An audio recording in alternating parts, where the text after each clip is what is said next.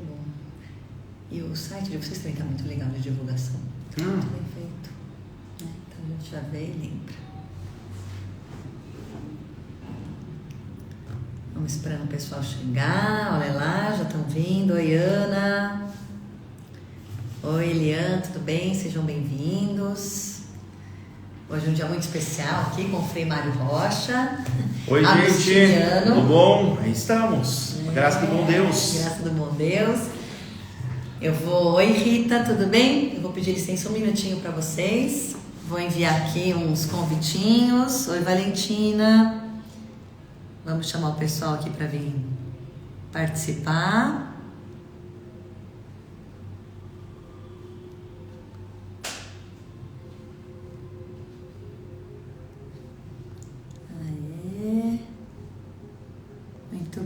Muito bem.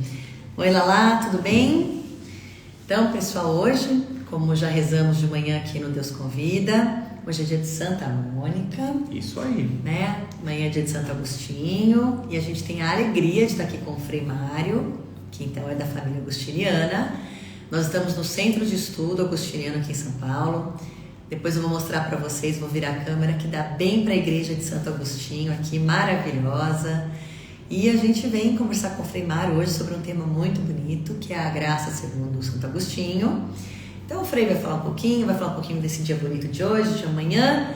Vamos entrar um pouquinho no assunto e vamos fazer um convite, né? Com certeza. Para o pessoal. Então, Frei Mário, muito obrigada. Seja sempre muito bem-vindo aqui ao Deus Convida, que a gente sente saudades do senhor, viu? Pois é, a gente anda muito ocupado ultimamente, meio perdido por aí, mas agora voltamos de novo. Isso mesmo, que bom. É sempre um prazer estar com vocês. Então, vamos lá primeiro a memória de hoje, Santa Mônica. Isso, então hoje é a Igreja Universal, uma memória universal, né? Porque temos as memórias que não são próprias da Igreja, mas uma memória importante de Santa Mônica, mãe de Santo Agostinho, né? Então, Santa Mônica, como vocês sabem, isso também Santo Agostinho já disse, foi aquela que não só o gerou na carne, mas aquela que também o ajudou a gerar na fé. Então, Mônica tem uma função não só de maternidade física, mas de maternidade espiritual. Foi ela, vamos dizer, com sua oração, com sua constância, com sua perseverança e, sobretudo, com a esperança de que não perderia o filho, que ela conseguiu conquistar também Santo Agostinho e toda a família para Deus. Marido. Isso, maridos. Os filhos já eram, né? Porque naquele tempo acontecia o seguinte: você se tornava cristão, mas não se tornava cristão, você se tornava catecúmeno. Você ficava, vamos dizer assim, meio que numa espécie de um limbo sem receber o batismo. Por quê? Porque receber o batismo implicava, ou deveria implicar ainda hoje, uma mudança radical e transformação da pessoa. Então, naquela época, muitos acabavam fugindo desse compromisso, né, do batismo, não recebiam o batismo porque era muito exigente. Porque se eu pecasse depois como batizado, eu teria uma penitência pública que eu deveria fazer. O sistema penitencial antigo era bem complicado, bem complexo. Então as pessoas acabavam ficando meio católico não praticante, brincando com a expressão bem comum de hoje, né? Então, Santa Mônica para nós, ela é importantíssima justamente por ser essa mulher de fé, de esperança, de caridade. E sobretudo por não desanimar. É um exemplo de esperança. Sim. Em um tempo como o nosso, bastante difícil, bastante complexo, onde a gente está perdendo cada vez mais esperança nas coisas, nas pessoas, né? Santa Mônica aparece como um exemplo daquela mulher virtuosa, que tem sempre o olhar posto, direcionado para Deus. Então, para nós, ela é fundamental por isso. Antes, essa memória que hoje é dia 27, a gente celebrava dia 4 de maio. 4 de maio, a tradição atribuía, ao falecimento de Santa Mônica, então se celebrava este dia que ela nasceu para o céu.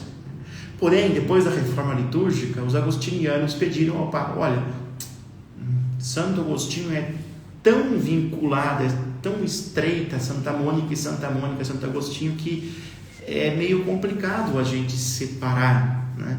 Então, por que não colocar no dia 27 Santa Mônica e no dia 28 Santo Agostinho?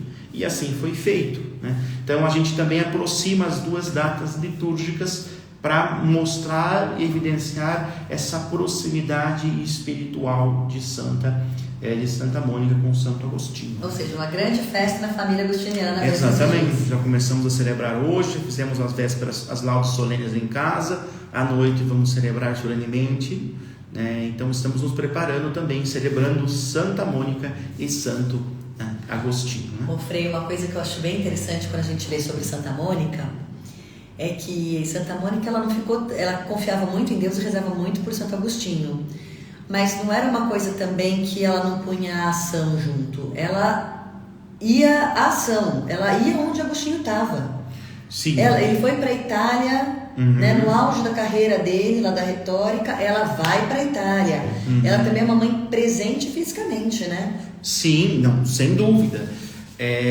Bom, Santo Agostinho, há um certo tempo, vai morar com Mônica, né? Em Tagaste, moram junto por um tempo. Possivelmente com a concubina de Agostinho moravam todos juntos numa mesma casa. Aí, há um certo tempo, Agostinho foge de Santa Mônica. Ele deixou ela chorando no porto, falou para ela, fica aqui rezando. Ela foi rezar e ele pegou o navio e zarpou para Roma, para vocês terem uma ideia, que filha desnaturada. Santa Mônica ficou chorando no porto, né, por ele. Mas a Santa Mônica sempre ia atrás do filho, né? No sentido de que eu procurava. Só que é interessante, porque Santa Mônica tinha uma fé tremenda de que Santo Agostinho se converteria, né? Isso é impressionante, né, em Santa Mônica. Essa certeza nascida da fé de que o seu filho não se perderia, de que o seu filho seria conquistado por Cristo, ou melhor dizendo, que Cristo o conquistaria, né?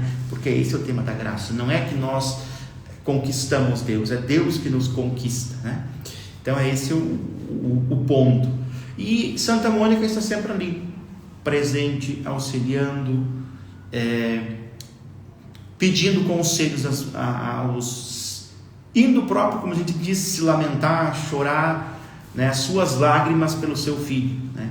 Tanto é que em uma conversa com um bispo anônimo, que a gente não sabe quem é, esse bispo teria dito a ela, não se preocupe, porque não se perderá um filho de tantas lágrimas, né? Muito bonito, né? Muito bonito, dá muita esperança para nós. Muito forte. Tanto é que hoje ainda nós temos o movimento das mães mônicas, né? Que são as mães que rezam pelos seus filhos a imitação de Santa Mônica. É um movimento bem bonito e bem interessante, né? Porque interceder é amar, né? Quando a gente intercede por alguém, significado amor, que a gente ama, né? Tem a Ângela que está aqui com a gente, né? A Ângela que está acompanhando a gente, a Ângela do Rio de Janeiro, e a paróquia dela lá é de Santo Agostinho, que legal. Santa Mônica, dentro do Colégio Santo Agostinho, no Leblon. Sim, É a muito bem. da Um abraço Ângela. ao pessoal do Rio de Janeiro, os agostinianos. Muito que legal. maravilha. Ô Frei, uma outra coisa que eu achei bem interessante é que, além então de Santa Mônica rezar, ela ia sempre no resgate do filho, né? Por a presença dela ali, essa coisa materna, da mãe que intercede, porque isso também vai acalentando o coração do filho, né? De ver essa mãe, de ver sempre a bondade, ela ali por ele, rezando. Mas também essa certeza, fruto da graça que ela tinha, né? Essa fé que Agostinho se converteria. Também é bonito para uma mãe ver que mesmo que o filho não esteja ainda na verdade, mas que ele ainda a busca. Porque eu acho que enquanto um filho ainda busca a verdade, exatamente, tem esperança. A gente tem essa esperança, né? Porque Santo Agostinho, por mais que ele foi por muitos caminhos errados, ele nunca parou de buscar a verdade. Nunca. Na verdade, ele é um exemplo de um buscador, né? É muito complexo a questão da conversão de Santo Agostinho, né? A tese mais certa, mais correta, não é que Santo Agostinho não acreditava, isso está fato, ele sempre acreditou. O problema é que ele não sabia em qual religião estava a verdade. Isso. Né? Esse é o problema. A conversão dele é uma conversão ao cristianismo católico, tal como pregado porque ele foi maniqueu. Os maniqueus eram cristãos, digamos de passagem. Os maniqueus eram cristãos? Os maniqueus eram cristãos. Não sabia. Por exemplo, a gente pode... na verdade, o maniqueísmo é uma religião sincrética que pega elementos do budismo, de várias religiões, do judaísmo, do cristianismo e da filosofia, da mitologia, e constrói um sistema, né? Onde eles tentam explicar o problema clássico e dificílimo que sempre atormentou Santo Agostinho, o problema do mal. Por que existe o mal no mundo se Deus é bom, né? Então essa é uma questão tensa, difícil para a gente discutir também algum dia aqui, se a gente tiver tempo. Mas enfim, então Santo Agostinho sempre foi esse personagem inquieto, homem de buscas, homem que não deixou jamais de procurar a verdade, porque somente a verdade pode saciar o coração. Ele sempre associava felicidade com verdade. Não existe felicidade senão na verdade, e a verdade não é outra coisa que o próprio Deus. Então, claro, esse é o resumo que ele demorou muito tempo para se dar conta, para perceber, né? Então isso é importante para a gente ter muito claro, né? Que Santo Agostinho sempre esteve a caminho. Ele mesmo disse, né? É melhor um coxo no caminho do que um corredor veloz fora dele, né? Quer dizer, aí você que está em dificuldade, um dia de cada vez, um passo de cada vez, né? Não desanime, o importante é estar no caminho. Essa é a nossa vida, somos peregrinos. Isso mesmo. Então, que a gente, como mães, como esposas, né, os pais também, aqui a gente não perca nunca essa esperança. E que se o nosso filho ainda não encontrou essa verdade, né, em Jesus, mas se ele é um buscador, se ele é inquieto pela verdade, que a gente tenha certeza que Deus, né, vai ali se manifestar e esse encontro vai acontecer, né, Fred? Tem o tempo, né? Porque Santo Agostinho diz que a graça é irresistível. Aí então fala um pouquinho da graça, Fred. Bom, é um tema muito... irresistível. É um tema muito complexo em Santo Agostinho, digamos, porque no meio do caminho aparecem muitas dificuldades e muitas controvérsias. Agostinho já tinha elaborado uma teologia da graça, vamos dizer assim, só que ele a aprimorou e, vamos dizer assim, ele a enriqueceu a partir do ano 411. O que acontece no ano 411? No ano 411, Roma cai e então é invadida e muitos dos nobres romanos fogem. E um desses nobres romanos chamava-se Pelágio, que era um monge, um asceta, um homem de fama, um diretor espiritual. E ele passa na África para ver Agostinho, porque antes, olha que interessante, eu estou encurtando um pouco a história. Antes, por volta do ano 408, Pelágio estava na casa de um amigo em comum com Agostinho, e eles estavam lendo as Confissões. A um certo ponto, quem lia, porque não é que cada um tinha um livro, né? Era um único código, se lia a leitura, a gente escutava, é diferente de hoje, não é que hoje a gente fica assim, antigamente se lia em voz alta, e se comentava, se discutia, era um colóquio. A um certo ponto, isso no ano 408, 3 anos antes desse fato importante, Santo Agostinho, nas Confissões, ele escreveu: Senhor, dá-me o que quiser, pede-me o que você quiser, mas dá-me a graça para que eu realize isso que você quer. Isso chocou Pelágio, diz que ele se levantou e saiu, porque ele não concordava com essa frase. Por quê? Porque nessa frase Santo Agostinho coloca tudo nas mãos de Deus. Agostinho diz: peça-me o que você quiser, mas antes me conceda a graça para que eu realize. Por quê? Porque Pelágio, isso é um preâmbulo interessante e importante para a gente entender o que eu quero dizer para vocês. O Pelágio acreditava que o homem, com suas próprias forças, com o livre-arbítrio, que era para ele a graça de Deus. Então ele dizia: o livre-arbítrio, Deus, ele pensava assim, Deus criou o ser humano livre, e o livre-arbítrio é, digamos assim, a graça. É uma forma de graça. Então, o que dizia o Pelágio? O homem, porque Deus o concedeu a razão, Deus o concedeu muitos dons, ele pode, com suas forças, sublinha essa expressão, com seu poder, chegar ao bem, fazer e cumprir a justiça. Então, para Pelágio era muito claro, a Bíblia diz, ele está cheia de mandamentos. E ele raciocina o seguinte: se Deus nos diz que não devemos cobiçar as coisas alheias, ou a mulher do próximo, ou não matar, é porque nós podemos não fazer. Podemos escolher. Exatamente, porque senão, ele diz assim, Deus não manda o impossível. Veja a ideia, ele era um cristão radical, era um cristão daqueles bem que levava muito a sério o cristianismo.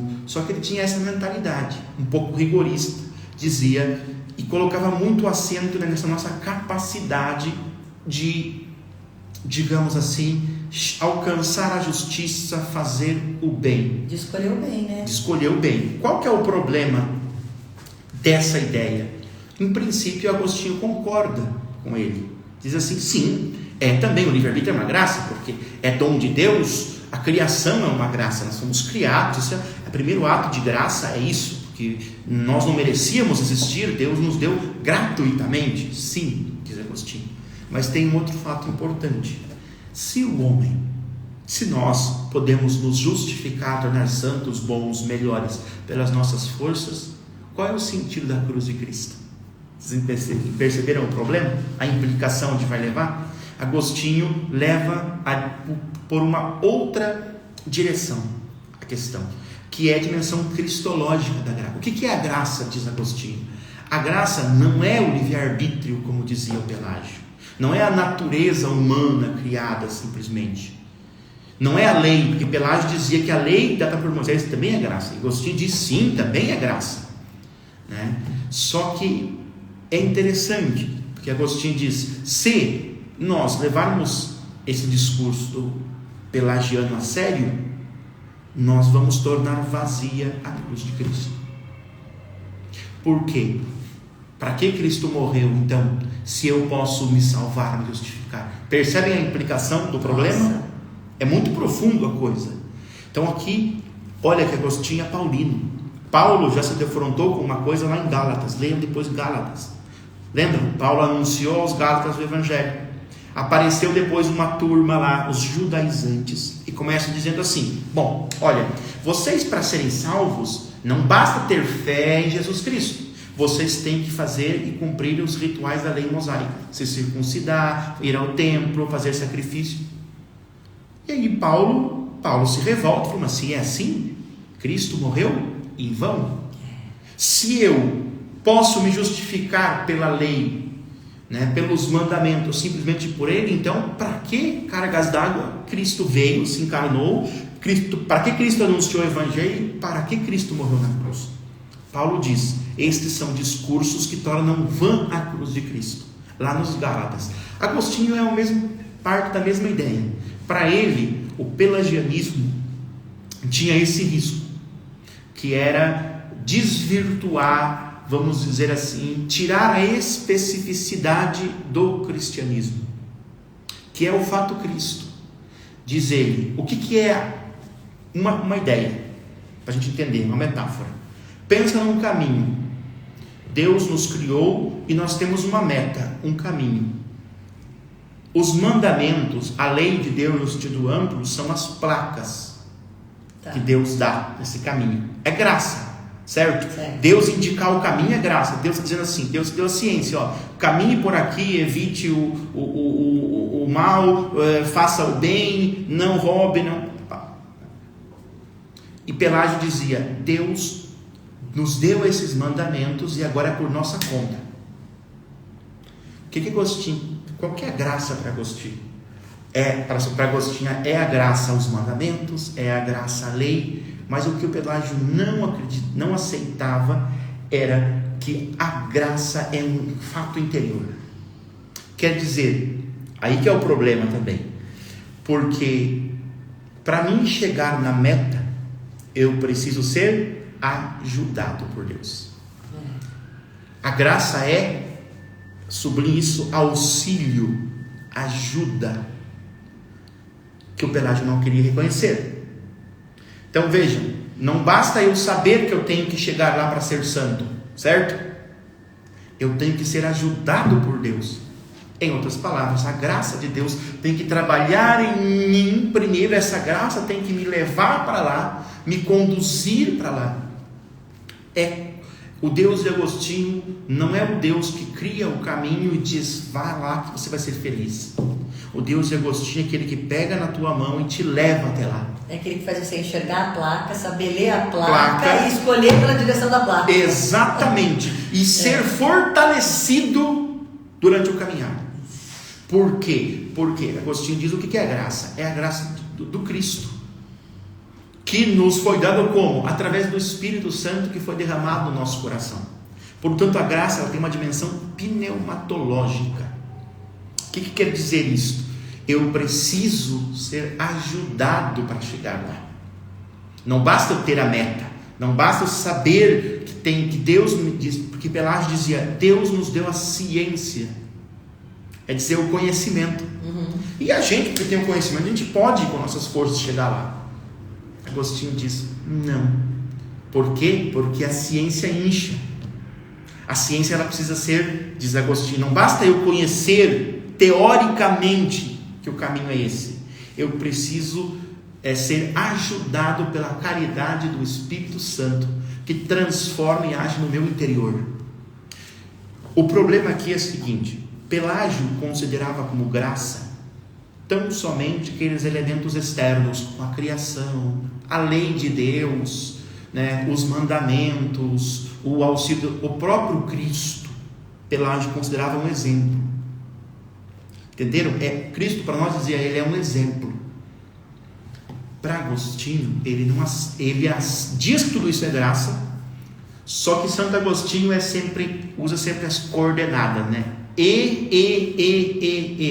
Pelágio é ou, né? Ou isto ou aquilo. Para Agostinho é isto, mas é aquilo também, né? E essa é uma discussão interessantíssima, porque é uma discussão que Agostinho percebeu que se essa discussão não fosse levada a sério, arruinaria o próprio cristianismo. Por quê? Porque os pelagianos, depois, não o Pelágio, mas os seguidores dele, começam a se colocar contra algumas orações da igreja. Em que sentido? A oração, por exemplo, pedir para que alguém se converta. Porque é decisória pessoal. Exatamente. Veja. Então a gente não pode pedir para que alguém se converta. A gente não pode pedir para que o fulano, o ciclano persevere. Pedir, Senhor, ajude, a Beatriz a perseverar na fé. Para os pelagianos, isso não tem sentido. Eles não aceitavam esta oração de súplica. O que a oração de súplica denota? A nossa fragilidade, a nossa necessidade, a nossa dependência da graça. Exatamente, por isso que eles frisavam muito naquela oração de agradecimento. Veja, Senhor, nós te agradecemos porque nos destes o conhecimento através do teu Filho, porque nos destes os mandamentos e não precisamos pedir nada. Veja, Agostinho diz, isso é soberba. Porque todos os santos, Santo Agostinho cita todos os salmos possíveis, todos os santos pediam ao Senhor o auxílio, pediam que o Senhor não abandonasse, pediam que o Senhor o acompanhasse, que o Senhor o dirigisse os passos.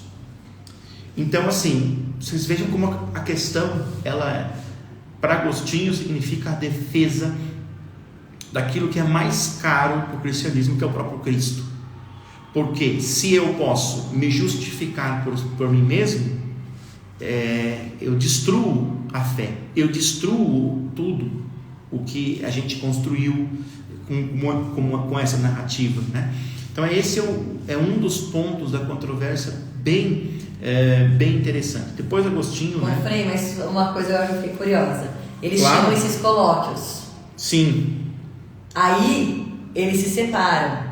Né? O Agostinho volta para a África. Por que Pelágio vai atrás dele de novo? Não, deixa eu explicar para vocês. Bom, eu acabei. O problema é que a gente vai abrindo muito parênteses aqui, vindo uma ideia. Entendemos bem a problemática. Então, os dois divergiam. Então, Agostinho nunca pôde conversar pessoalmente com Pelágio, certo? Esse é o primeiro ponto. 408 acontece esse episódio. Pelágio sai da casa desse amigo em comum, possivelmente Alípio era esse amigo em comum. O que acontece? Pelágio vai embora, não quer nem saber, porque para ele parece uma blasfêmia, né? Por quê? Porque Pelágio acreditava nisso, ele era diretor espiritual e ele dizia para as pessoas, não, você pode. Teve uma moça lá, já chego lá no ponto, chama Demetríades. que era uma nobre romana, muito nobre, muito rica, poderosíssima, ela resolve se consagrar virgem, se dedicar inteiramente a Deus, a sua virgindade. E aí, olha, São Jerônimo escreve uma carta, Santo Agostinho escreve uma carta para a mãe dela, para Juliana. O Papa da época escreve uma obra, uma carta, e o Pelágio também escreve uma carta. O que diz essas cartas? É interessante, porque todas elas são bem diferentes. A de Pelágio, você vê que ele era muito rigoroso, muito insistente. Ele diz: está em teu poder manter isso, está em teu poder conservar isso, você pode, parabéns, você é forte, a sua, entendeu? E isso para a gente entender um pouco o que era o pelagianismo. Bom, 408, então eles vão embora. Acontece em 411 a invasão, em agosto de 410, precisamente. Acontece o quê? Roma é invadida, saqueada por 3 dias. Os nobres, aqueles que podiam, como sempre, fugiram. Ficou o povo, e a igreja teve que dar jeito nisso também. Teve que negociar com os bárbaros e tal. Bom, nesse momento, nesse ínterim, Pelágio vai para a África. Passa pela África, porque era um porto, porque na verdade Pelágio está indo para Palestina. Pelágio está indo para Palestina, porque todos os nobres romanos estavam indo para lá. Uma febre, as peregrinações, o 4º século, todo mundo, fundaram-se inumeráveis mosteiros, e os grandes diretores espirituais estavam indo para lá, vamos dizer assim. E ele passou pela África. Só que Agostinho estava muito ocupado combatendo o donatismo no concílio, e não pôde. E aí é interessante que Pelágio deixa uma carta para Agostinho, mais ou menos elogiando Agostinho, dizendo: olha, tu és um grande, tu és um poderoso, uma carta cheia de elogio. Agostinho responde essa carta com uma carta muito breve. Nós temos essa carta, dizendo assim: agradeço ao Senhor por tudo isso que me dizes, mas eu não sou nada disso. Aí Agostinho dá um toquezinho dizendo assim: peça a Deus para que eu seja tudo isso. Ai, né? Que legal. Então foi a forma que ele deu um tapinha assim de pelica no Pelágio. Reafirmou aquilo que ele acreditava. Então, aí o que acontece? Eu não vou entrar muito nos detalhes, porque a questão é muito longa, muito complexa. Pelágio vai para a Palestina. Lá, inclusive, Pelágio começa a incomodar um outro grande padre da igreja, que é São Jerônimo, né? Porque São Jerônimo começa a perceber também que algumas ideias... Pelágio era um santo, né? Para mim nem era tanto Pelágio, mas eram os pelagianos, sobretudo um discípulo que chamava Celestio, que era um advogado em Roma, esse era um militante, né? E assim, aquilo que Pelágio era muito astuto. Pelágio meio que, como é que eu vou dizer para vocês, ele não tornava tão explícito o pensamento dele. Ele meio que dava uma melhorada aqui, meio que se safava, vamos dizer assim. Só que onde o Pelágio era reticente, os discípulos dele afirmavam, né? E aí começou que dá errado, né? Começou a dar os problemas. Por quê? Porque o pelagianismo foi uma reinterpretação da fé. Porque eles começam a negar o pecado original, tema complexo. Eles começam a negar que o batismo seja administrado para o perdão e remissão dos pecados. Eles começam a dizer que Adão não morreu em virtude do pecado, mas morreu por morte natural, como eu e você vamos morrer, não foi por fruto do pecado. Ou seja, começa a ser uma interpretação. E o pior, eles dizem que o homem, se quiser, pode viver sem pecado. Aquilo que chamamos de impecância em latim, ou impecabilidade em português. Isso é sublinha, anota isso aí, o tema da impecância, da impecabilidade. Nossa, não tinha ouvido falar. Os pelagianos diziam que a natureza humana era capaz de viver sem pecado. E eles citavam a Escritura, vários santos que a Escritura louva, dizendo, Agostinho diz, né, assim, para eles, olha, se esses, eu admito que é possível, diz Agostinho, do ponto de vista da possibilidade que a gente viva sem pecado, mas não é por nossa força, é pela graça de Deus. E ele diz, os santos, os fulanos, os ciclanos, se assim o conseguiram, não foi por mérito deles. Veja que Agostinho sempre está corrigindo a perspectiva, mas por graça e mérito de Deus. Então esse é o ponto da discussão. Bom, depois essa discussão ela se alonga muito, ela vai terminar somente com a morte de Agostinho, porque ela vai ter várias fases. O Pelágio, a um certo ponto, ele desaparece da história, né? Ele foi exilado em um mosteiro, ficou ali e, digamos, não deu mais problema, né? O problema foram depois os outros discípulos dele, né? Então, assim, eu estou falando aqui um pouco daquilo que é a teologia da graça de Santo Agostinho. Imagine vocês, ele escreveu muitas obras. Então ele escreveu sobre a graça, o Espírito e a Letra, é uma obra de Agostinho. Veja, por que o Espírito e a Letra? É uma obra de 412, logo no começo da controvérsia. Porque para Agostinho é o Espírito que vivifica, a Letra mata. Porque Agostinho diz, os pelagianos estão dizendo que basta a ciência, basta a lei, basta isto, basta aquilo. Só que isso sem a graça do Espírito Santo é letra morta. Porque para Agostinho a graça é um fato interior, não é um aparato externo, não é só os mandamentos, não é só a lei de Deus, não é só a criação, a natureza humana criada por Deus boa, não é só isso. Para Agostinho a graça é a graça do Espírito Santo.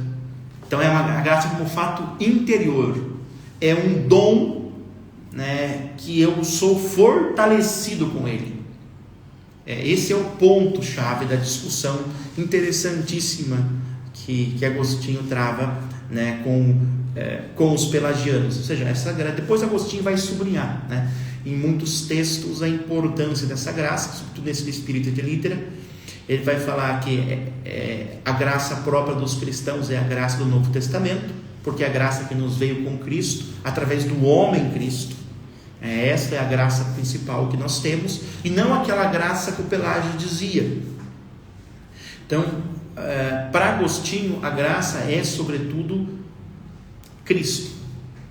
Cristo, o advento de Cristo, com o Novo Testamento, com a doação do Espírito Santo, mas é uma graça interna. Vejam, por isso você tem que pedir, tem que suplicar isso e aquilo, porque para Agostinho a graça trabalha no teu coração, mudando aquilo que Agostinho chama de concupiscência má, desejo mau das coisas, por uma concupiscência boa.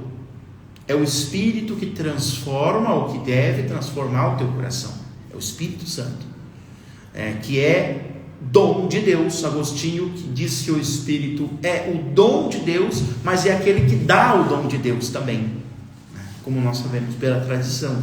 Então veja, nós estamos no começo de uma reflexão. Não é que Pelágio diga para vocês que ele negasse a graça, ele negava um tipo de graça, que era, segundo Santo Agostinho, a principal, que era a graça da igreja, que ele sempre defendeu. Então é isso que a gente tem que ficar sempre muito, muito atento. Então a graça, ela é fundamentalmente um fato interior, ela é um auxílio que é dado interiormente para que a gente consiga cumprir o bem. O homem, por suas forças, pelo seu livre-arbítrio, só pode pecar. Esse é o ponto de Agostinho. Somente através o livre-arbítrio precisa ser ajudado. Só na graça. Pela graça. Sem isso, o livre-arbítrio não consegue. Ele diz, ó miserável livre-arbítrio sem a graça de Deus. Como acontece essa interação, Agostinho não consegue explicar, e eu acho que ninguém consegue. Ou seja, né, é interessante, porque depois Agostinho também vai reinterpretar toda a fé. Por exemplo, depois vai ter uma outra controvérsia no final da vida, que é com os semi-pelagianos. Vieram semis também? Porque esses diziam, bom, nós concordamos com Agostinho nisso, não estamos tanto com Pelágio nesse ponto, só que nós acreditamos que o início da fé é dom nosso. Não vem de Deus. Não vem de Deus. Quer dizer, o pontapé tem que dar você, o resto Deus preenche. Deus preenche. Se entenderam a ideia? Bom, só que Agostinho pensa, essa ideia é falsa. Por quê? Porque a própria Escritura desmente. Porque na Escritura a gente tem: o que tens que não tenha recebido. Essa é uma frase bem famosa que Agostinho cita. É Deus que opera em vós tanto o querer como o fazer. Veja, aí estamos perguntando, mas e a liberdade? É uma outra questão, Agostinho. Veja como a questão vai se implicando. Um outro texto da Escritura que ele cita muito: Deus, a vontade nossa é preparada pelo Senhor. Então Agostinho vai dizendo: não, nem o início da fé é coisa nossa. A fé é dom. E a gente vê nisso hoje, não é? Quer dizer, não é que eu quero, eu sou. Por isso que o negócio é complicado. Porque não é que eu queira ter fé. Não funciona muito assim, não é? Ou você tem, é dom. É dom. É graça de Deus. Porque Deus dá esta graça para alguns e para outros. Atenção no ar. Agostinho não consegue responder. Vocês percebem? Qual que é a implicação? Para onde isto vai? Seja, se é assim, bom.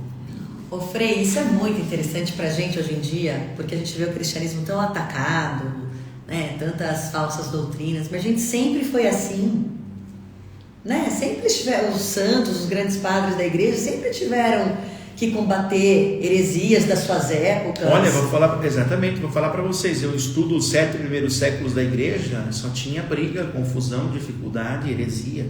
A vida é luta. Nunca teve tempo de paz na igreja. E os tempos de paz da igreja foi os tempos que a igreja fez pacto com quem não deveria também. Então. Então assim, a igreja sempre, por incrível que pareça, a força da igreja sempre esteve nos períodos de perseguição. Porque nos períodos de perseguição que surgiram os grandes santos, que surgiram os grandes mártires, que surgiram os grandes doutores da igreja. Veja que coisa interessante.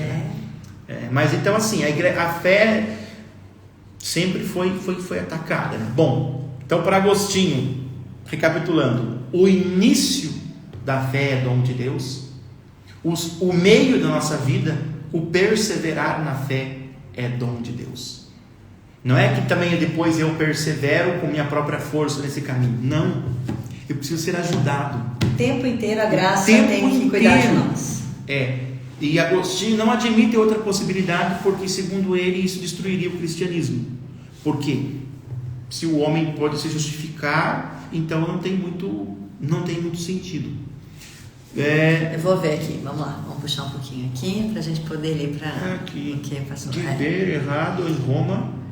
De ter depois, peraí, que ela deve ter começado. Santa Mônica manifestou o desejo de ser enterrada em Roma, depois na África. O que o fez mudar de ideia?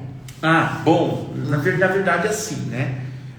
Santa Mônica, ela estava em Ostia. Ela morreu em Ostia. Ostia é o porto de Roma. Se vocês forem para Roma, dá 40 minutos, vale a pena. Uma cidadezinha de porto, bonita. Tem muita coisa interessante e legal para ver lá.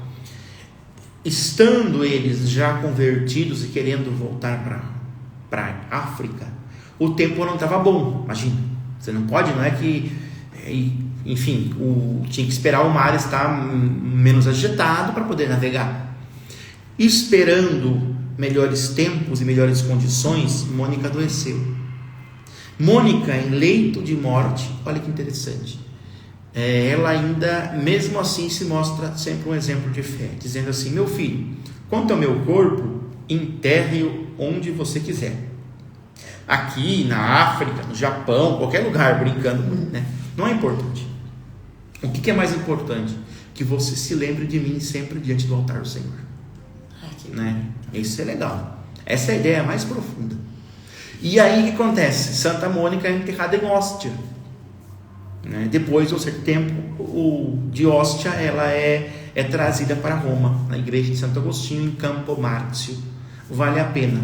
Lá também tem um Caravaggio muito bonito. É muito procurado a igreja por causa disso também, tá? Tem muita obra de arte nessa igreja nossa lá. É bem bonito. Tem um altar lá de Santa Mônica, dá para rezar, bem legal. Santa Mônica está nessa igreja em Roma. E Isso. perguntei pro Frei se Santo Agostinho está junto. Não. Não tá. Santo Agostinho está em Pavia. Pavia é uma localidade de Milão. Né? Onde ele foi batizado, Milão, né? Em Milão ele foi batizado. Né? Pavia, onde estão os restos mortais dele. Dá uns 40 minutos, 50 dias. Olha, Frei, acho que uma peregrinação aí nos passos de Santo Agostinho seria algo muito bom, né? Pois é, vamos pensar, né? Por que não? Olha aí, ó. Né? A gente vai... Podendo caminhar nos passos de Santo Agostinho. Muito lindo. Olha, gente, isso tudo, assim, é uma pitada, né? Que o Frei teve aqui, essa boa vontade de trazer para nós hoje. Mas eles estão agora... vai ter um curso sobre a graça segundo Santo Agostinho, né, Frei? Isso. Vamos falar para o pessoal.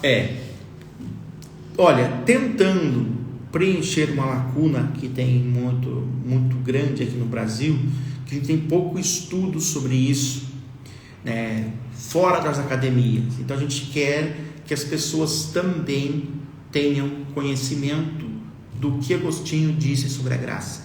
Qual que é o diferencial desse nosso curso? Vão ser 5 aulas. Nós vamos ler sermões inéditos, nunca traduzidos ao português, pelo menos no Brasil, traduzidos por nós, comentados, e com o objetivo de mostrar para vocês o que é, por exemplo, a graça em Santo Agostinho. A natureza da graça, a necessidade da graça, a graça e o pecado original, a graça e o livre-arbítrio, a graça e a predestinação, a graça e a eleição, porque tudo isso aí vai entrar depois na discussão, né? A graça e a interpretação bíblica, vejamos como Agostinho interpreta os passos bíblicos e por que isso é importante para a nossa vida, né? Então, assim, o nosso curso ele tem basicamente 5 aulas. Então nós vamos fazer uma introdução geral para situar vocês no que é, como é que vai ser isso. Essa é a primeira aula, né? Depois nós vamos analisar o sermão 26, que é o sermão que eu vou analisar, que é o sermão que eu intitulei A Graça Comum e a Graça Cristianórum. Por quê? Porque Santo Agostinho diz que existem 2 graças, ou 2 dimensões dessa graça. Se quiserem saber, faça o curso, que vocês vão entender por quê. Isso. Basicamente, a graça comum a todos os homens e a graça dos cristãos. Esse é o primeiro ponto. Depois nós temos, né, o sermão 153, feito pelo Frei Fabiano. Depois o sermão 181 pelo Padre Pelayo. E também o sermão 348 pelo Bruno do Espírito Santo, né? São todos eles patrólogos que estudaram Santo Agostinho e estão traduzindo já os sermões também. Então é um curso, eu, modéstia à parte, estou muito empolgado, estou gostando muito desse curso, que é um assunto que eu gosto muito, né? Até aqui, eu tinha preparado, já tinha um material aqui, 54 slides para conversar com vocês de modo um pouco mais sistemático sobre isso, mas numa live a gente não consegue. Talvez a gente marque um dia com a Bia para fazer uma formação sobre isso, né? Formação, né? E vamos esperar passar esses dias aí. Olha, esse curso é muito legal, porque ele tem tanto presencial para quem está em São Paulo, presencial, que é aqui no Centro de Estudo Agostiniano, que Rua é Vergueiro, muito legal. facinho de achar. Na frente do metrô. Você vem aqui, toma um café, conversa, interage com outras pessoas, conosco. A gente é um ambiente muito legal. Mas, Frei, é sábado de manhã. O curso começa dia 21. Deixa eu ver se eu não estou me enganando aqui. Isso. 21/9, das 10 às 12 horas. São só 2 horas. É 2 horas de curso, né, denso. Frei Mário, eu não consigo porque, sei lá, tenho que levar meu filho do lugar, eu tenho que preparar as coisas da casa, eu tenho que não sei o quê, eu tenho que não sei o quê, como é que eu faço? Mas eu quero muito assistir. Não tem problema, você faz online. Não posso online, o curso fica gravado. Pronto, ou seja... Então, presencial, não online, ao vivo e gravado. Gravado ainda, né? Gravado no sentido que depois eu mando o link, você pode baixar o curso para você, entendeu? Para você ver quantas vezes você quiser, né? Até porque, vamos aqui usar as palavras de Santo Agostinho, nós só amamos aquilo que conhecemos. Temos que conhecer, né, Frei? Exatamente. Porque, gente, isso é uma coisa muito interessante, né? A gente falou que sempre tiveram essas batalhas na igreja, mas como pessoas realmente capacitadas por Deus e instruídas souberam trazer o povo de novo à verdade. Então, como a igreja precisa que a gente se prepare. A gente nunca pode esquecer isso, né? a gente como cristão tem que conhecer a nossa fé. Primeiro ponto, conhecer para amar, e depois para a gente saber conversar com as pessoas. Pedro diz, né? Estejam sempre prontos para dar razão da vossa fé. Se alguém pergunta, mas por que é isso? Por causa disso. Né? Então a gente tem que ser preparado. Né? Acabou aquele tempo da gente ser cristão. Como é que eu vou explicar? Cristão não praticante. Não. A gente tem que ter um compromisso com a nossa fé. Isso implica formação, implica leitura, implica oração. Olha, não estou falando que a gente precisa rezar e ler o dia inteiro, mas às vezes meia hora por dia, distribua isso, é melhor do que nada. Às vezes 20 minutos, 10 minutos para ler uma oração, para rezar, outros 20 minutos para ler alguma coisa, sabe? Pega um livro, né? De uns padres da igreja, vamos estudar. O pessoal está perguntando aqui como fazer a inscrição para o curso, né? Não sei se vocês seguem o CEA. Primeiro é seguir o CEA. Biblioteca CEA. Biblioteca CEA, né? Biblioteca CEA. Biblioteca CEA.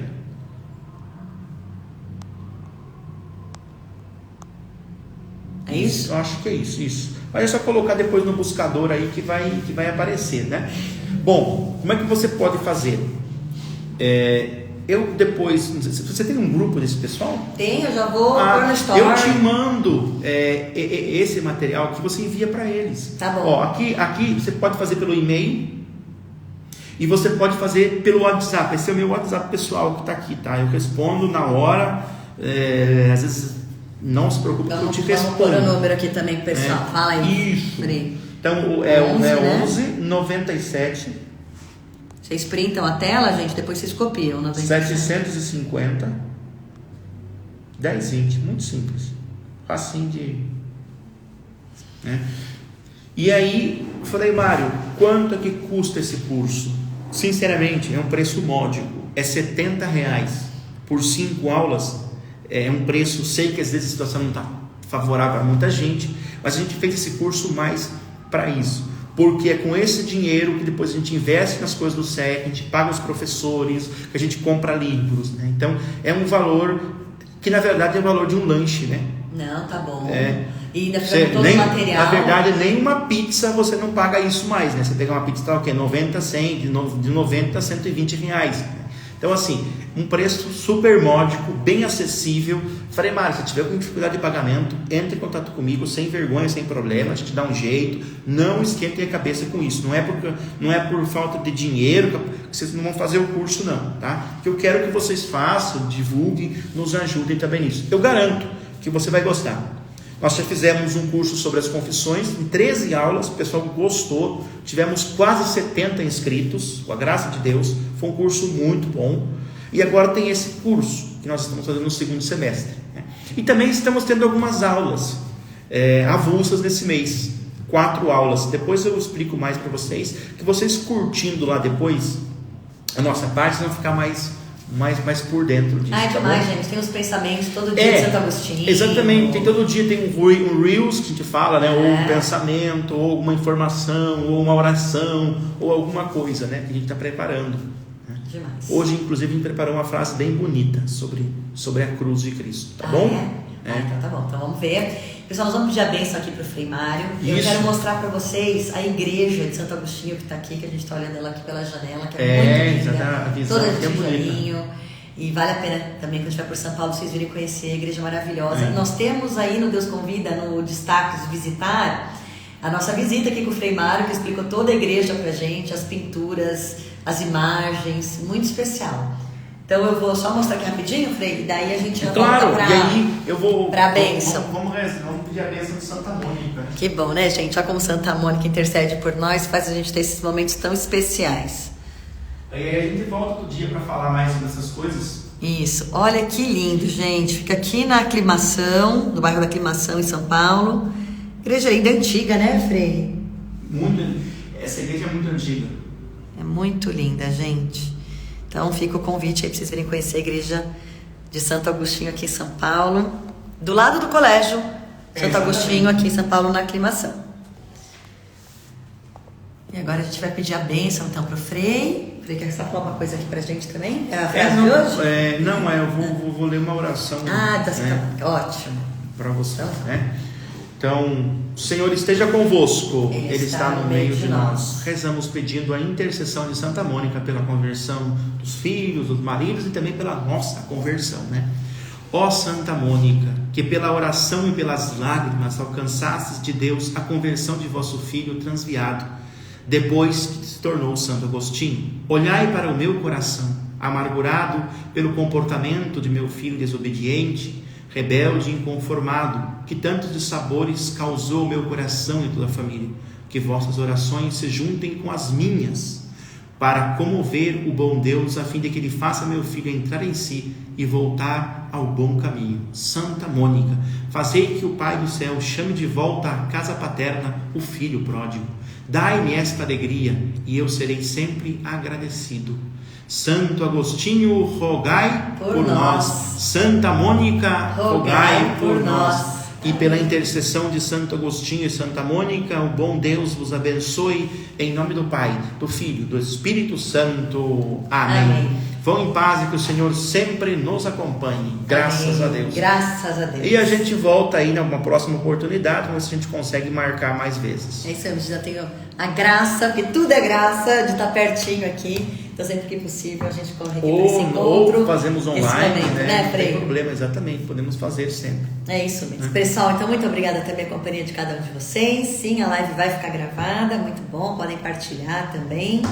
E a gente se encontra mais tarde, daqui a pouco, em meia hora. A Magda vem com a hora sexta, porque nós estamos e continuaremos sempre reunidos pela graça de Deus. Exatamente. Do Pai, do Filho e do Espírito Santo. Amém. Tchau, pessoal. Bom dia aí com Santa Mônica. Bom dia, gente. Tchau. Vamos à missa. Hoje é dia lindo para poder ir à missa, comungar, rezar pelos filhos, né, Frei? Vamos lá. Exatamente. Tchau, gente.